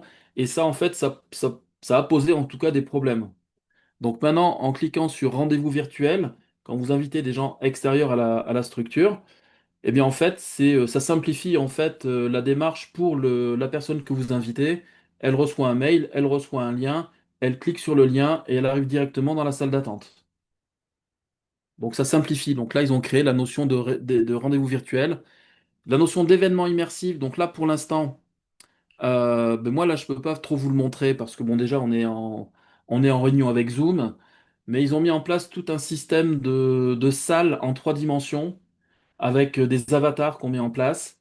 Et en fait, c'est comme un jeu électronique, c'est-à-dire qu'on se retrouve dans une salle avec le pavé numérique, je peux avancer, je peux aller vers un tel, vers un tel, vers un tel. Donc voilà, c'est un petit peu gadget, mais ça sera peut-être l'avenir en 3D des prochaines réunions qu'on pourrait avoir. Donc voilà, puis là, bon, a priori, il y a plusieurs modèles, il y a d'autres modèles de réunions qu'on peut mettre en place. Donc c'est assez complet hein, si vous devez faire après des réunions simples ou des réunions avec beaucoup de monde. Bon, on a un choix qui est quand même assez important. Excuse-moi, Christophe. Oui, Est-ce Pardon. que tu peux nous redire qu'est-ce que ça veut dire la notion de réunion de canal et de assemblée et voilà quoi. Oui, réunion de canal, en fait, c'est par rapport à mes équipes. oui. Je peux directement créer une réunion et inviter toutes les personnes qui sont dans telle équipe et dans tel canal. On verra la notion d'équipe et de canaux tout à l'heure. Ah, ok. C'est-à-dire que là, en fait, ça m'évite. Je sais que je dois inviter tout le service commercial de l'équipe administrative. Bon, ben, Oui. je sais que j'ai une équipe administrative. Je sais que dans l'équipe administrative, j'ai un canal commercial. Bon, ben là, je vais pouvoir directement créer une réunion pour toutes les personnes qui ont accès à ce canal. Ok. L'autre, c'était lequel? Webinaire peut-être ou Non, assemblée? assemblée, ouais. Donc, assemblée, là, on est plus sur le cas où je souhaite faire une visio, mais avec énormément de monde. Et là, forcément, alors, soit je travaille dans une méga entreprise, je sais pas, au niveau de la fédération, vous êtes combien en tout? Si, au niveau national? Oh là, Au niveau 200? national, hein, ben, je crois qu'ils sont 500. 200, je crois, 200, 500. 250, quelque chose comme ça. Non, 500, je crois. Comment? Bon, 500? 300, 300. Ah, 300. 500, ça me paraissait beaucoup. Non, non, cette année, on est aux alentours des 300. Ça veut dire que la Gironde représente un tiers. C'est ça. bon, ben, imaginons que, bon, on va prendre un truc un petit peu caricatural, mais vous souhaitez la personne qui dirige un petit peu la fédération, on parle de quoi? De directrice, directeur, président, présidente? Président, vice-président, etc. Bon, le président souhaite éventuellement faire un petit mot pour Noël ou pour le Nouvel An, pour fêter la nouvelle année. Donc, au lieu de faire un rendez-vous tout à fait classique où il va mettre les 300 personnes en tant que destinataire, bon, ben, il va plutôt créer la notion d'assemblée. Déjà, le fait de créer une assemblée, ça met un statut pour les visiteurs par défaut, les micros seront désactivés, les caméras seront désactivées pour les personnes qui vont venir. Parce que là, l'idée, c'est lui qui va présenter. Éventuellement, il peut choisir une autre personne pour présenter. Ils peuvent être à deux à faire la visio. Mais là, l'idée, c'est surtout d'indiquer à tous les collaborateurs de la structure, tel jour, vous cliquez sur le lien et on fait la visio, quoi, en fait. Donc, c'est un système plus rapide pour faire des visios avec un nombre de personnes assez conséquent. C'est conséquent, d'accord. Donc, À partir de combien? 50, 100? Il y a un chiffre minimum? Non. non, non, il y a pas de chiffre minimum. C'est-à-dire que moi, déjà, j'ai pu lancer des assemblées où, au final, ça a complètement foiré parce que personne n'a cliqué sur le lien, par exemple, hein. Donc, je me suis retrouvé à un. Ah oui, Donc, dès lors parfois, moi, je l'ai testé, hein. Je dis, tiens, je vais faire un webinaire gratuit sur Excel et je vais faire de la com sur LinkedIn. Bon, je leur dis, rendez-vous tel jour, vous cliquez sur le lien et je serai là. Bon, oui, mais j'ai eu personne. Bon, après, là, l'idée, c'est potentiellement d'en avoir plein, puisque là, en fait, les d'accord. limites sont quand même très. Je pense que là, on peut être à plus de 10 000 sur des événements, hein, sur des assemblées. Donc, on peut avoir vraiment des groupes extrêmement nombreux. D'accord, bah écoute, merci beaucoup. J'ai Donc, une autre ça peut avoir. question, je suis désolée, Oui. très, très rapide. On est d'accord, ton Teams, tu peux le configurer avec n'importe quelle adresse mail. Tu n'as pas forcément besoin d'une adresse mail Outlook. Alors, tu dois pouvoir le faire, mais tu auras pas mal de restrictions d'usage, hein. D'accord. Tu auras énormément de restrictions. Là, moi, je suis vraiment dans l'environnement avec mes comptes qui sont associés, et donc j'ai accès à tout un tas enfin, j'ai accès à la totalité Donc c'est une de toutes adresse les Outlook. possibilités. Voilà. C'est D'accord. une adresse et j'ai un compte 365 qui est associé à l'application. Ok, merci. Donc là, maintenant, une fois qu'on a vu un petit peu ça, l'important, c'est cette notion d'équipe. Donc j'ai un petit bouton ici, équipe, qui est dans le menu gauche. Les équipes, elles vont se caractériser par quoi?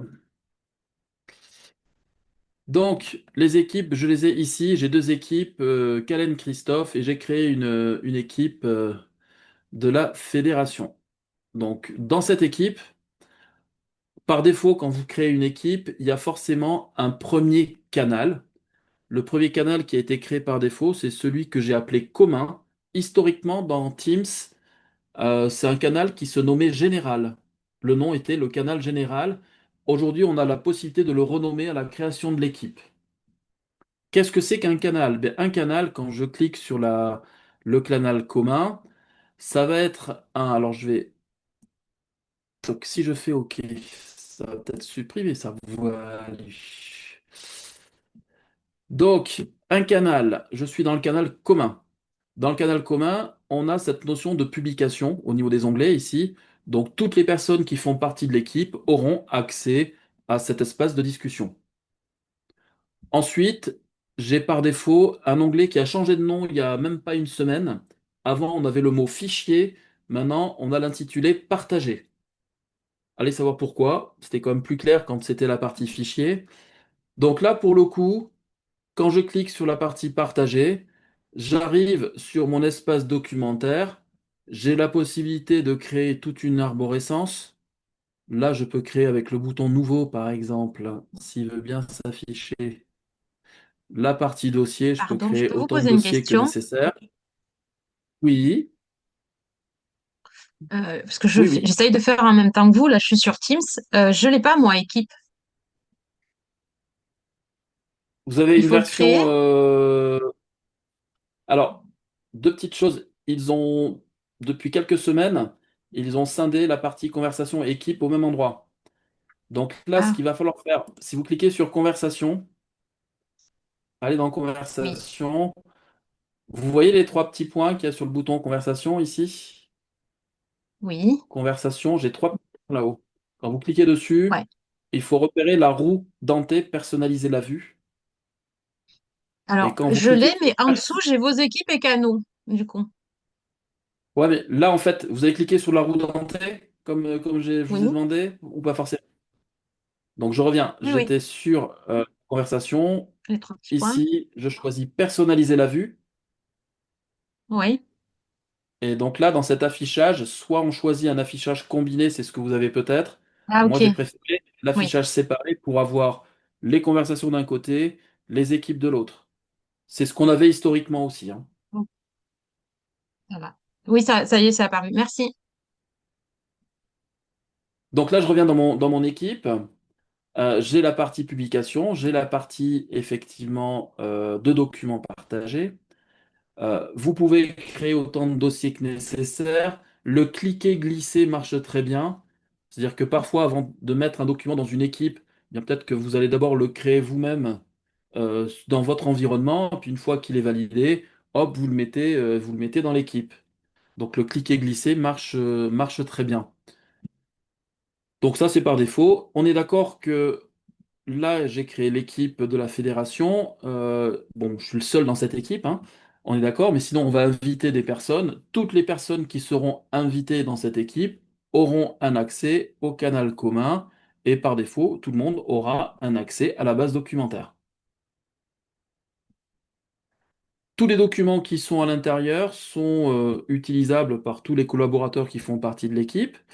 Et on est, ce que je disais, hein, on est en totale coédition, hein, c'est-à-dire qu'on peut travailler à plusieurs sur le même document. Et on le sait d'ailleurs quand on est à plusieurs, c'est-à-dire que on a les indications et on peut même voir si vous êtes dans Excel. Je peux voir une personne qui travaille dans une cellule et puis une autre dans une autre, hein, par exemple. Donc là, moi, j'ai jamais eu de problème particulier parce que c'est quand même aussi des événements assez rares de travailler vraiment en mode coédition, mais ça marche plutôt bien. Ce qu'il faut savoir aussi, c'est que tous les documents qui sont générés dans cet environnement-là, donc là, c'est mon document programme webinaire. Dès lors que vous ouvrez le document et que vous le modifiez, eh bien, il y a un système de versionning qui se met en place, hein, c'est-à-dire qu'il enregistre une centaine de versions. En gros, je travaille avec qui? Qui c'est que j'ai pas embêté? J'essaie de voir toujours dans ce que je vois au niveau de Zoom. Donc là, je travaille avec Nadège. On est tous les deux dans la même équipe. On s'est amusé, ou par exemple Nadège, elle adore Excel. Elle a fait un super tableau avec des formules complexes. Et puis moi, je fais pas forcément gaffe. Le lendemain, j'ouvre le classeur et je supprime un petit peu le travail qu'elle a fait. Donc forcément, Nadège ne sera pas contente, mais quoi qu'il en soit, elle aura toujours la possibilité de retrouver sa version et de la réactualiser. Donc il y a quand même des petites sécurités comme ça. Donc là, c'est arrivé, oui, dans pas mal de petites structures où on a dit, tiens, il y a un mec qui a fait une boulette, comment on fait pour la réparer? Bon, ben, l'idée, c'est d'aller gérer et de savoir gérer le versionning des documents. On est bon? Par défaut, vous avez aussi un onglet qui s'appelle Notes. Donc quand j'ouvre l'onglet Notes, c'est l'application OneNote en fait, hein, qui est par défaut. Et là, on est sur le OneNote de la structure.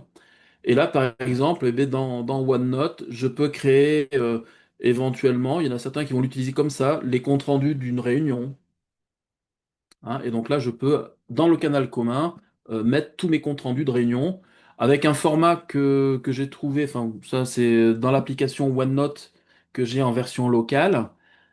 Tous les documents que vous avez, là, je suis dans l'environnement Teams. Là, on est sur le OneNote qui est dans Teams, mais le OneNote, je l'ai aussi en application dans mon PC, hein. C'est une application que j'ai téléchargée. Et bien souvent, c'est vrai que pour OneNote, par exemple, quand j'ai des modifications à faire, je préfère l'ouvrir dans l'application de bureau.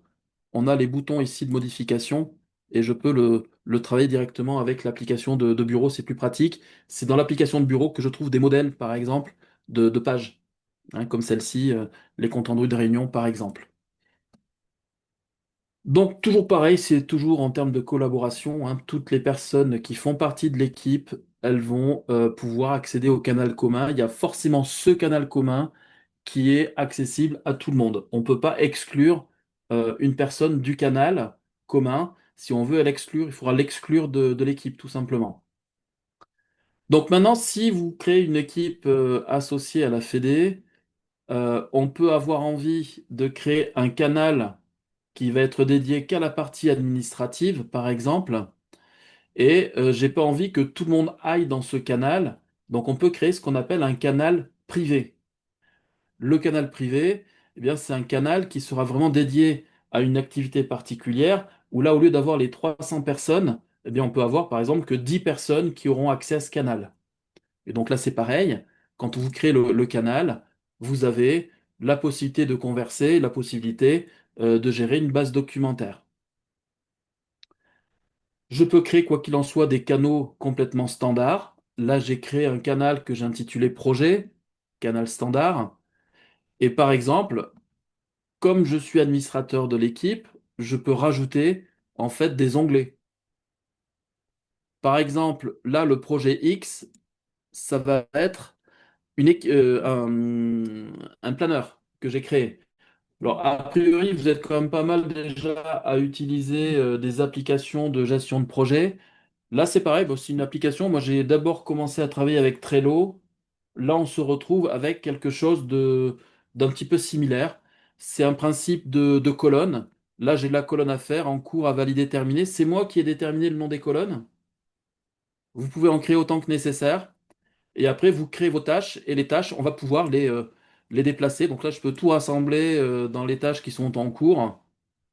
S'il faut valider les tâches, par exemple les infos, je les ai collectées, je le passe ici. Voilà, donc c'est à vous après de gérer les différents projets. Bon, pour l'instant, je suis tout seul, on est d'accord. Donc, quand je crée une tâche, bien entendu, si on est un certain nombre dans l'équipe, je vais pouvoir attribuer la tâche à quelqu'un. Dans une tâche, on peut donner des informations, parce que là, j'ai marqué collecter les infos, mais cette tâche nécessite peut-être des explications que je vais mettre dans la partie notes. Éventuellement, si c'est assez complexe, je peux rajouter une pièce jointe qui sera disponible. Et là, je peux rajouter des listes de contrôle, hein, c'est-à-dire que si cette tâche nécessite, par exemple, quatre actions spécifiques pour que la tâche soit réalisée, je peux mettre des petites actions. Donc, je vais mettre action 1, par exemple, ça c'est la première chose que je dois faire. Là, ça peut être l'action 2, l'action 3. Ça sera affiché sur la carte. J'ai pas besoin d'enregistrer, il suffit que je clique à l'extérieur. Donc, maintenant, pour collecter les infos, on peut voir que pour résoudre cette tâche, j'ai trois actions à faire. Une fois que les actions sont faites, j'ai plus qu'à cliquer sur le petit rond. Là, on peut voir que j'ai commencé l'action. Après, j'ai d'autres marqueurs. La progression, ce n'est pas parce que j'ai créé... Hop, je vais fermer. C'est pas parce que j'ai créé une colonne tâche en cours que automatiquement une tâche qui vient dans cette colonne sera marquée comme étant en cours. Donc c'est une action qu'il faut faire à chaque tâche. Donc là, pour l'instant, elle est en mode non démarré. Bon, ben là, je peux la mettre en cours. Ensuite, si vous aimez les codes couleurs, si on se retrouve avec un tableau avec énormément de tâches, mais que les tâches, il peut y avoir des tâches plutôt associées à de la prospection, associées à de la communication, associées à tout ce que vous voudrez, pour chaque tâche, on a la possibilité de rajouter ce qu'on appelle des étiquettes. C'est plutôt des codes couleurs. Pour l'instant, comme c'est un nouveau plan, on n'a que le nom des couleurs. Mais si par exemple rouge, je souhaite mettre que c'est de la communication ou de la com, tout simplement, avant de marquer cette tâche comme étant une tâche de communication, je vais juste cliquer sur le petit stylo pour lui indiquer que là, c'est de la com. Et je valide par la touche entrée. Et puis je clique sur le bouton com. Et là, j'ai mon étiquette. Et j'ai la couleur qui s'affiche sur mon étiquette. Donc ça reste un outil, mais moi j'aime bien l'utiliser, et vous pouvez avoir plusieurs logiques, hein, dans vos plans. J'ai certaines personnes, par exemple, si vous avez une équipe de quatre personnes, ben, ils vont mettre les noms ici. Sylvie, Roger, Bernard et Nadine, et ils vont attribuer les tâches directement dans les colonnes, par exemple. Bon, c'est un outil qui est plutôt, que moi j'aime beaucoup. Pareil, hein, dès lors qu'on affecte une tâche à quelqu'un, ben, il reçoit un mail par défaut. Étant donné qu'on peut gérer les dates d'échéance, eh bien, si jamais la date arrive ou la date est dépassée, par exemple, je reçois des mails automatiques comme quoi il me reste des tâches à réaliser. Donc, il y a des choses qui sont déjà un petit peu automatiques qui se mettent en place. Et c'est un outil, alors pareil, hein, si vous connaissez un petit peu, ça reprend la démarche, on parle de la démarche Kanban, hein, c'est une démarche qui fonctionne plutôt bien. Par contre, il faut vraiment le faire vivre au niveau d'une équipe. Comme ça, il faut vraiment faire vivre l'outil. C'est-à-dire que si on explique juste, c'est moi un petit peu le responsable de projet, je mets des tâches ici, à vous d'y aller de temps en temps, et puis de déplacer les tâches dans les colonnes, bon, il y a de grandes chances que le tableau et le plan, il meurent tout simplement. C'est-à-dire que là, c'est un super outil, enfin super outil. Ça peut être un outil vraiment lors de certaines réunions. Donc dans la démarche au Kanban, il parle de mêlées comme au rugby. Donc il faut faire des mêlées régulières où là, en fait, on va présenter l'avancement du projet avec les tâches qui sont encore à réaliser, celles qui sont en cours, celles qui doivent être validées, etc. Après, on va pas se mentir non plus, hein, c'est un outil de management parce que si, par exemple, là, dans les tâches à faire, hein, établir le budget, c'est Christophe qui doit le faire, et ça fait 3 semaines qu'on m'a demandé de commencer à réfléchir sur le budget du projet. Si je l'ai toujours pas fait, ben, en fait, quand on fait la réunion, chacun est devant ses responsabilités. En fait, à moi d'expliquer pourquoi j'ai pas encore avancé sur le budget, par exemple. Donc, il faut quand même que ce soit mis en place dans un esprit de bienveillance. Je l'ai vu énormément mis en place dans le milieu informatique. Et notamment, je l'ai vu mis en place chez Cdiscount. Ils utilisaient absolument pas le planeur. Ils utilisaient des murs avec des post-it. Donc, c'est des grands open space sur Bordeaux. Et en fait, pour gérer leur projet, ils prenaient du scotch, ils faisaient leur colonne avec du scotch et avec des post-it de couleur, ils commençaient à gérer leurs tâches. Un petit peu de cette manière-là. Bon, c'était quand même assez étonnant de les voir bosser comme ça, mais ça marchait bien, sauf quand il y avait des gros courants d'air. Où là, parfois, il y a les post-it qui s'envolaient. Bon, là, on n'a pas le problème on n'a pas forcément le problème des courants d'air.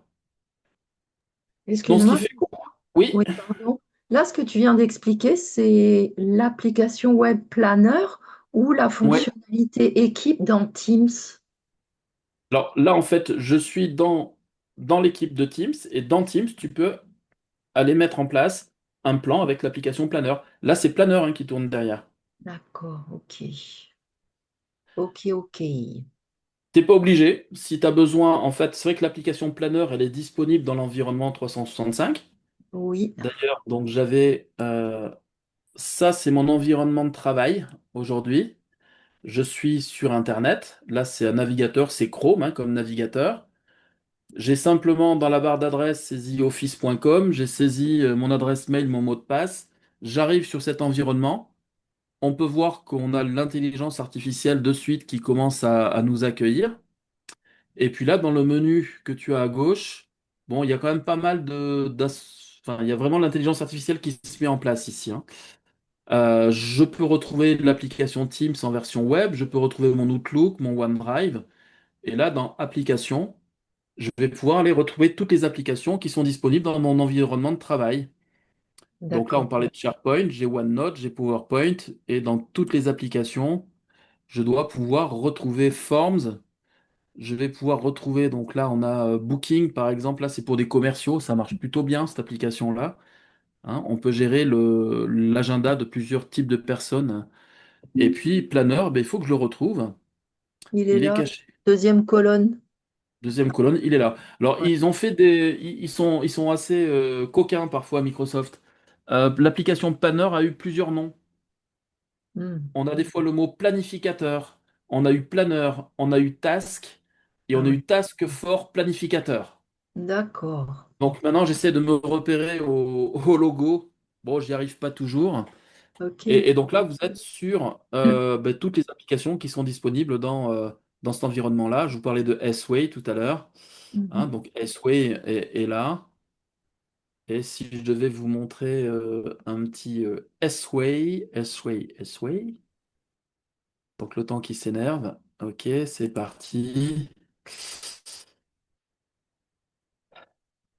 Bon, il faut qu'il se connecte.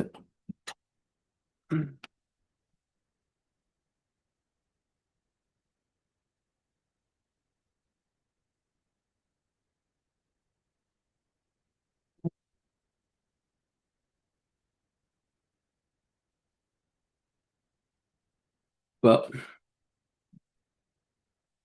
Tchouk tchouk. Des exemples, je vais vous montrer des exemples. Ce ne sera pas les miens, c'est beaucoup plus joli quand c'est les autres qui les font parfois.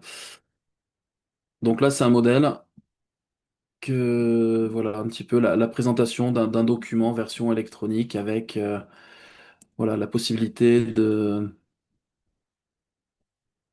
mettre en place des petits gadgets. Voilà, c'est tout simplement des documents, une base documentaire électronique qu'on peut créer dans cette application-là, avec une navigation soit de haut en bas ou soit de droite à gauche. On peut aussi avoir une navigation un petit peu différente. Donc c'est intéressant, mais c'est très, j'allais dire, c'est assez étonnant dans la manière de voir les choses, parce que quand on utilise l'application, en fait, c'est une application qui crée des documents qui sont responsives, c'est-à-dire que le document, en fait, va avoir une apparence différente selon si vous regardez le document sur un téléphone, sur un petit écran ou un grand écran.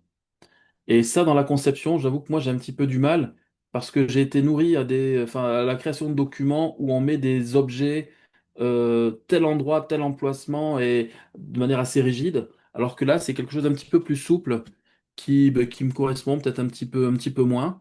Mais bon, ça a le mérite, éventuellement d'exister. Pourquoi pas? Et donc là, vous avez donc tout un tas d'outils, qui sont disponibles.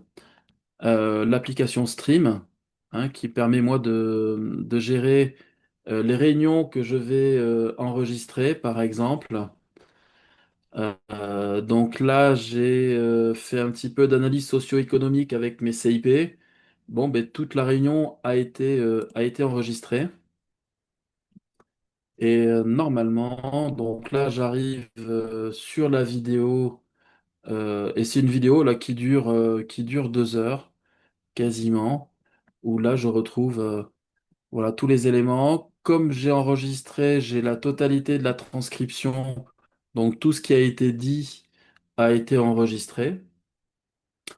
C'est des vidéos qui sont lourdes, donc il y a quand même un délai d'expiration, c'est-à-dire qu'automatiquement, moi je m'embête pas avec ça, je laisse l'expiration par défaut, et bon, je traite ça, j'essaie de le télécharger, j'envoie aux personnes concernées, et la vidéo, elle disparaît, j'allais dire, au bout d'un certain temps.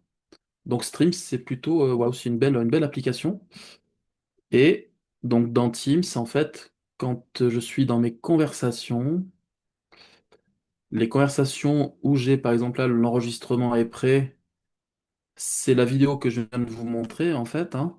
Donc là, j'ai une indication comme quoi la vidéo est prête. Quand je fais afficher le récap, ça s'affiche de l'autre côté.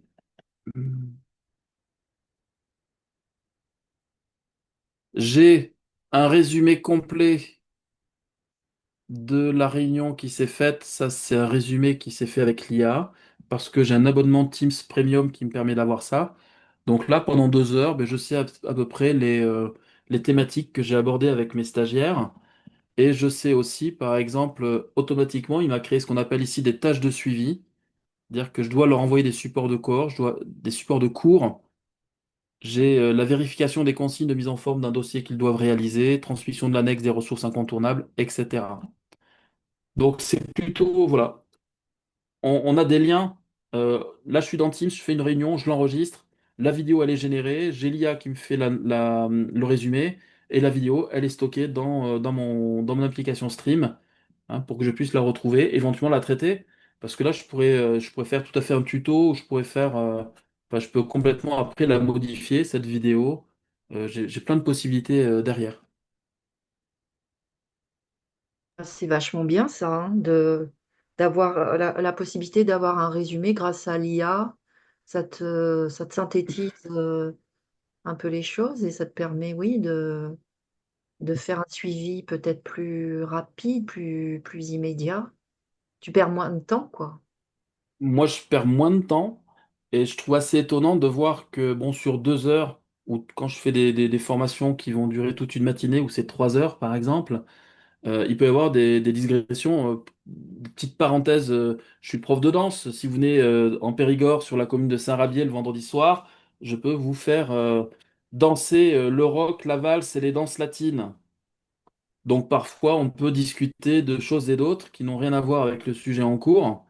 Bon, ben, quand je vois le résumé de l'IA fait la part des choses et la petite parenthèse sur la danse, par exemple, n'apparaît pas dans le contenu de l'IA. Ah ouais, c'est fou ça. Ouais. C'est assez impressionnant. Et si moi, dans mon discours, je commence à dire, bon, ben là, à la fin de la réunion, je vous envoie le PowerPoint ou je crée ceci ou on se contacte rapidement, ou je vous envoie un mail rapidement pour faire telle ou telle manip. Bon, ben, dans le rendez-vous, enfin dans le compte-rendu de l'IA, j'aurai au niveau des tâches, Christophe doit faire ceci, faire cela. Ah ouais. Voilà, toutes les interactions sont notifiées aussi. C'est-à-dire que je sais en fait là je sais pas si on le voit bien. Moi, ça me permet aussi d'un point de vue pédagogique, il y a des choses qui sont assez sympas, assez visibles. Ça coûte combien environ Je sais que Guillaume. là, le côté premium pour avoir l'IA, Oui, je crois que je suis à 7 euros par mois, d'accord, oui. l'application. L'IA, c'est juste de le résumer. Alors, je suis pas sûr que de le garder parce que après, là, je fais des tests pour pouvoir en parler, mais moi, à l'usage, j'en ai pas forcément besoin. Donc, c'est peut-être une option que je vais à terme ne pas garder parce que factuellement, j'en ai pas forcément besoin. Je trouve ça rigolo, je trouve ça sympa, mais Oui. ça a un coût quand même. Mhm. Après, là, ce que j'ai au niveau de la transcription ici, pas besoin d'avoir l'abonnement premium pour qu'il me fasse. Voilà, j'ai toute la discussion qu'on a eue pendant les 2 heures et demie. Tout comme ici, en fait, là, c'est les personnes qui sont intervenues. Là, ce qui est bien pour moi, c'est de voir on était une dizaine, on était 9 dans cette réunion. Et je vois qu'il y a surtout Alizé, Stéphanie, Adèle et Quentin qui ont participé. Les autres, je les ai pas entendus. Donc ça me permet aussi, moi, d'un point de vue pédagogique, de voir un petit peu, de me dire, tiens, j'ai eu beau essayer de les réveiller, hein, mais bien souvent, quand je fais des... Là, en plus, c'est pas un cours qui est obligatoire. Donc je sais qu'il y en a certains qui n'ont pas forcément joué le jeu. Au lieu de me dire, je viens pas, ils ont allumé leur team s'ils étaient là. Et puis, en fait, ils n'ont pas mis leur caméra et ils ont vaqué à leurs occupations, par exemple. Mhm. Donc là, ça me permet, voilà, d'avoir un petit résumé parce que ça me permet de dire, oui, mais il y a Quentin qui a un petit peu participé, Adèle, Stéphanie. Et puis là, ben, on peut voir que dans la partie bleue, c'est ma pomme, quoi. Et il y a quelque chose Donc, qui revient oui. souvent, c'est de devoir faire des comptes rendus après des réunions. Est-ce que Teams, Mhm. c'est un outil qui est le mieux approprié pour cela ou pas vraiment? Ben, là, pour le coup, moi, avec l'application que j'ai, oui. Oui, Moi, je trouve vraiment, vraiment efficace, hein. Là, quand on affiche le récap, encore une fois, et quand je vois, là, c'est tout le compte rendu. Alors, le temps, je l'avais fermé. Donc là, en fait, il y a le résumé qui est fait. Là, il c'est faut, vraiment toute la réunion, qui a été synthétisée, hein. il faut obtenir par contre l'accord de notre entreprise de pouvoir enregistrer cette réunion, par exemple. C'est ça. Et après, qu'on- si on nous demande après de devoir faire un compte rendu, c'est ça. Il faut obtenir l'accord que la réunion Tout puisse à fait. être enregistrée. D'une manière ou d'une autre, là, en termes de conditions, d'éthique, en tout cas, Oui, déjà, il faut que les participants soient d'accord. oui, Déjà par défaut, hein, et je ne peux pas enregistrer dans Teams sans que les autres ne le sachent pas. oui, tout à C'est-à-dire fait. que quand je lance l'enregistrement, vous avez une petite info bulle qui apparaît en haut de l'écran. Alors bon, certains ne la remarquent pas, mais en tout cas, elle est quand même présente, hein, qui indique que Christophe a lancé l'enregistrement. Oui, Comme c'est moi qui ai lancé l'enregistrement est stocké sur mon OneDrive. oui, D'accord? Il est stocké chez moi, hein, dans mon application Stream, mais donc c'est comme stocké dans mon cloud, on va dire. Il est automatiquement partagé avec les personnes qui étaient présentes à la réunion. C'est-à-dire que là, je vais le réduire. Tous mes stagiaires, il suffit qu'ils reviennent dans la conversation et qu'ils aillent tout simplement sur cette partie-là, afficher le récap, et ils peuvent le lire. Donc le partage est automatiquement mis en place pour tous les participants. Et après, moi, si je dois diffuser cette réunion à ceux qui n'étaient pas là, il faut que j'aille sur l'application Stream. Et puis moi, je fais un partage comme on fait un partage de documents après, de manière classique, ou parfois je l'enregistre tout simplement, hein, quand c'est des petites séquences, hein, j'enregistre et je crée des petits formats vidéo. d'accord. Bah, je pose la Donc, question. que dire de plus? Oui. Ouais. Non, mais je me permets parce que je suis en reconversion, voilà, professionnelle et puis bah, dans le métier de l'assistanat de direction. Puis, ben oui, je vois que c'est des tâches qui sont régulièrement demandées, l'élaboration de comptes rendus, de réunions, voire même des fois, j'ai lu prise de notes, etc. Alors, c'est vrai que on en est à l'ère, voilà, de l'IA, etc. Et je me disais, ou de ces outils pour le web, et je me disais quels sont les outils qu'utilisent, voilà, les personnes dans les métiers de l'assistanat et du secrétariat bah pour, entre guillemets, gagner un peu de temps là-dedans. Voilà. Mais bon, toi, c'est vrai que tu es formateur, alors c'est un autre peut-être positionnement, peut-être différent. Oui. Bah, c'est surtout, oui, j'ai pas forcément les personnes que je vais être amené à former sont diverses et variées. Je peux avoir des particuliers, des assos, des entreprises plus ou moins grandes, Oui. et chacune, en fait, a sa manière de fonctionner. Et ce qui fait que là, dans ton cas particulier, je pourrais pas forcément effectivement te répondre parce que je n'ai pas l'expertise là-dessus sur les Oui. outils qui vont permettre de résumer grâce à l'IA une réunion. Moi, je sais Je simplement les que ai c'est mis en disponible. commentaire. Ah Il y oui, en a deux en ouais, commentaire. je vais aller voir. Merci. D'accord, d'accord. Ok. Mais après, c'est vrai qu'il faut s'attendre à cet usage un petit peu de cette intelligence artificielle qui participe euh, à l'automatisation de certaines tâches. Oui, Et c'est vrai que c'est plutôt, enfin moi je sais que c'est efficace même pour la création de support, hein. Là dernièrement, j'avais un support entièrement dans Word. J'ai demandé à faire une mise à jour en tenant compte d'une veille un petit peu juridique et ça m'a surligné tout ce que j'avais qui était obsolète en fait, hein. ah Donc ouais, c'est plutôt intéressant, hein. Tout ce qui est photo, je traite pas mal d'images. Moi, je fais surtout au niveau de l'IA, je travaille beaucoup avec la création de texte en fait. d'accord. C'est vraiment quelque chose que je mets en place régulièrement. Donc ça veut dire que tu élabores des prompts et tu utilises Copilot par exemple ou d'autres. Oui, oui, oui, complètement, oui. D'accord. J'utilise que ce soit à des fins associatives, justement. Là, tu vois, je parlais de la partie danse.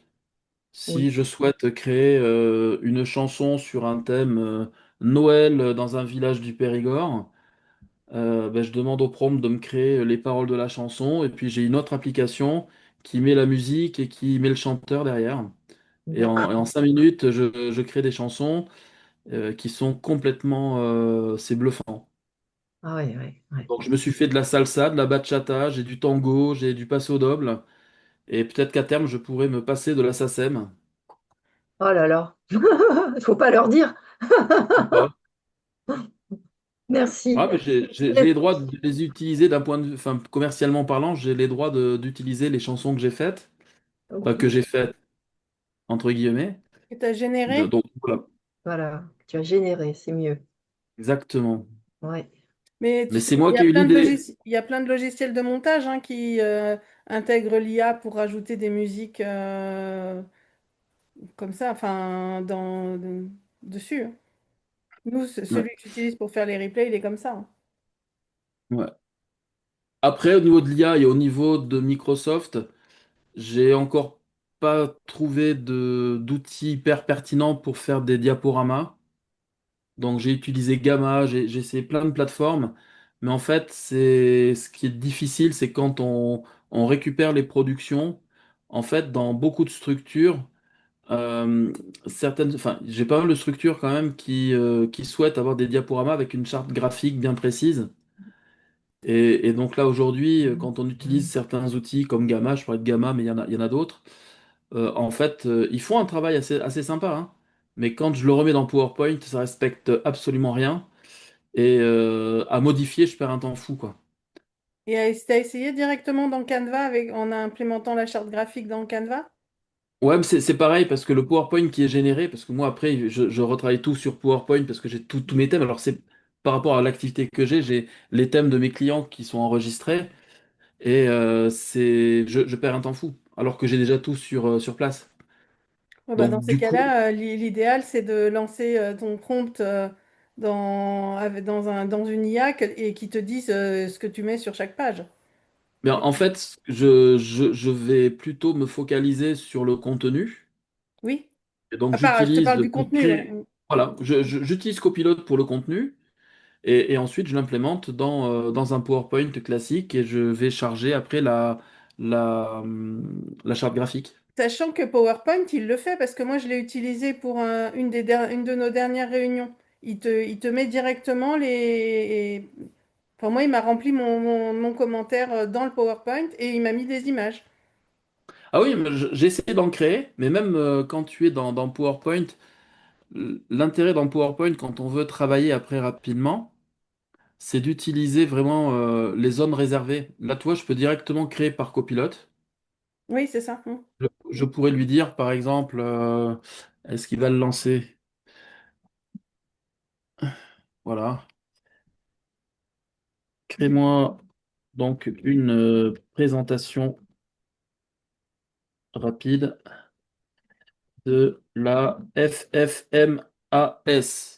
Oula, Est-ce qu'il vous connaît? On ça verra m'étonnerait. bien. Remarque, si, on a une organisation, peut-être que. Hmm.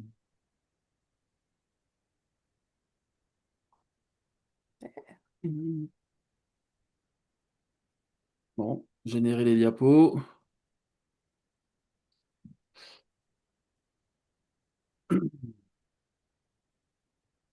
En fait, on est aussi, je trouve, au niveau de ces outils-là, on est de plus en plus impatient.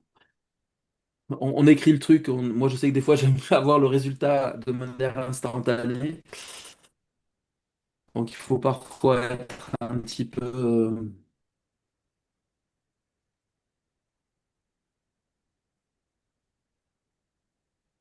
Et là, tatatan. Nous y sommes presque, dit-il. Ouais, mais pendant nos 30 ans, on a eu un formateur qui nous a présenté Lovable et qui, en 3 lignes, nous a créé le site internet comme ça. C'est pareil. C'est bluffant à chaque fois, hein. Ouais. Donc là, présentation rapide de la Fédération française des métiers de l'assisterie du sucre. C'est vous, en fait. C'est En nous. plus, c'est bien. Il s'est pas trompé.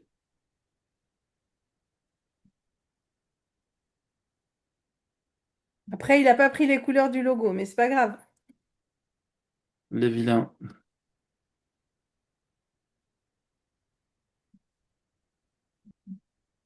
Bon, je vous l'envoie. On en a, mais tu peux toujours envoyer. On fera suivre à la présidente nationale. Donc, voilà, c'est plutôt. Bon, en tout cas, c'est rapide. Et puis, le prompt n'était pas non plus élaboré, hein. C'est-à-dire que derrière, j'aurais pu aborder, enfin, imposer à ce qu'on parle de telle ou telle thématique. Mm. Euh, Tchouk, envoyé par courrier. Laetitia, Yes, je te l'envoie. si tu veux. C'est bien toi? Oui, Oui. c'est C'est à toi. moi. Je te mets pas de blabla, Pas de juste souci. le PowerPoint, hein. Ouais, ouais, ça marche, merci. Donc oui, non, l'intelligence après, elle est partout. Enfin, elle est partout. On la retrouve cachée dans tous les endroits. Là, j'ai le bouton copilote ici. Donc je pense qu'on aura. Tu me parlais de Power Automate. Le problème de cet outil-là, moi, la dernière fois que j'ai voulu m'y mettre, tout est en anglais. Tout est en Ouais. anglais dans les codes. Enfin, tout était, peut-être qu'ils ont traduit, mais j'ai beaucoup de mal avec l'anglais.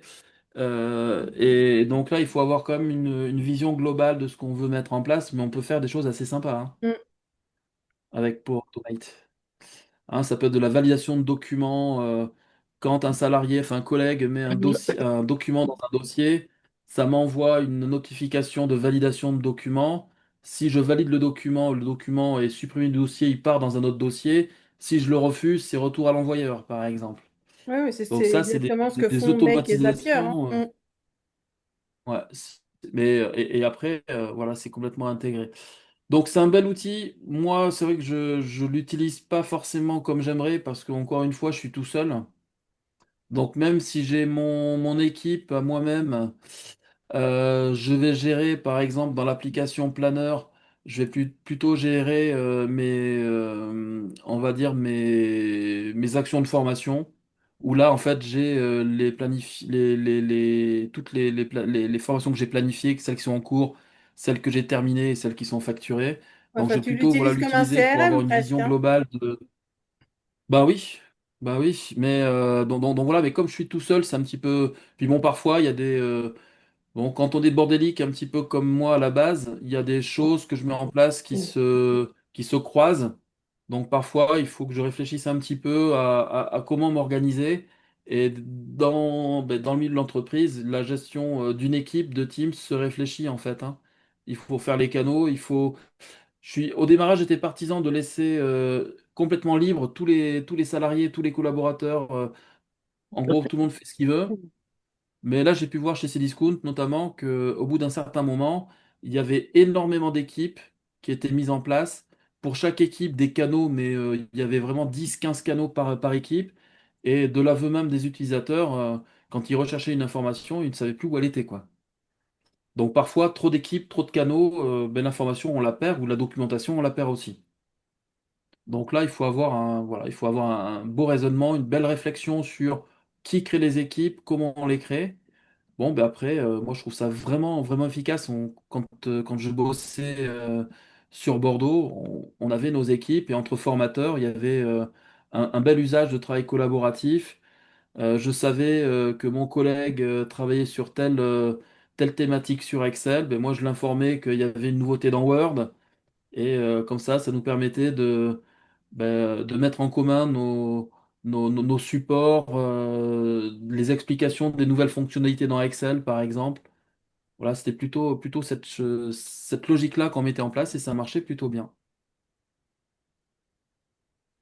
Donc voilà un petit peu sur cette application qui est plutôt pas mal et puis qui évolue. Qui évolue, comme je vous dis, hein, il y a, la semaine dernière, ici, il y avait marqué fichier, hein. Maintenant, ils ont mis le mot partagé.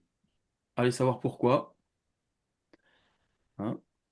Et bon, après, on a plein d'outils, les tableaux blancs, si on veut faire des petits brainstorming en visio, etc. Donc, ouais, il y a plein de petites applications rigolotes, sympas. Et puis, bon, c'est vrai que moi, je m'y retrouve parce que j'ai dans cet environnement tous les outils dont j'ai besoin. Du coup, avec un seul abonnement, j'ai tout ce qu'il me faut. Ou en tout cas, pour l'instant, moi, ça me suffit. Non, mais c'est très complet. De toute façon, c'est pas pour rien que Microsoft est leader sur le marché, hein. Mais j'ai travaillé beaucoup avec Google, avec toute la partie Google. Parce que toute ma partie Internet, en fait, tous mes sites et mes blogs, je les fais dans l'environnement Google. Donc j'ai eu un compte pro et tout un environnement. Ça fonctionnait plutôt bien, c'était assez limpide.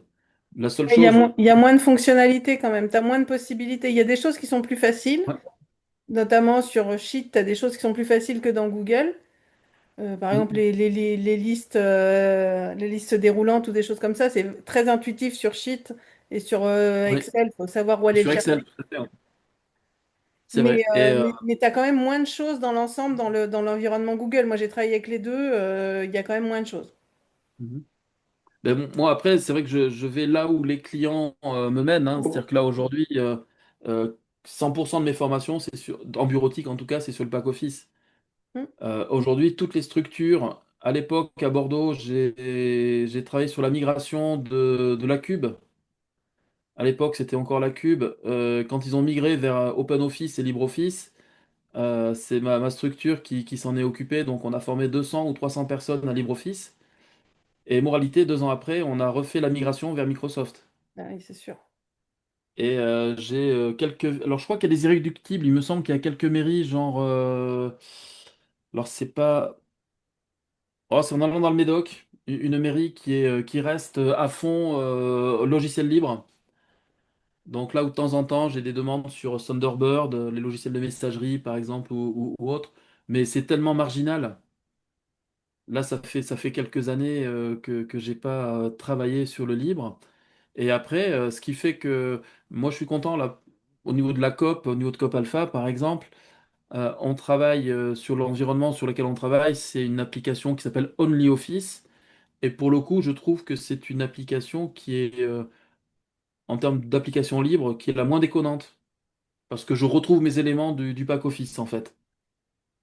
Donc il y a certainement à terme des alternatives, mais voilà, j'ai testé d'autres alternatives à cet environnement 365. Là, j'utilise K-Drive ça s'appelle K-Drive, je crois que c'est une solution suisse qui est pas libre, hein, qui est commerciale, mais qui est vraiment pas chère. Et donc il y a, je pense, qu'il y a une envie en Europe, en tout cas, de trouver des solutions un peu plus souveraines que Microsoft. Mais bon, moi, je suis fan. Je suis fan. Enfin, je suis fan. Je suis habitué en fait à travailler avec. Et aujourd'hui, j'ai pas. Enfin, tout mon environnement est sur du 365. Et Teams, ça reste un de mes outils que j'utilise le plus au final.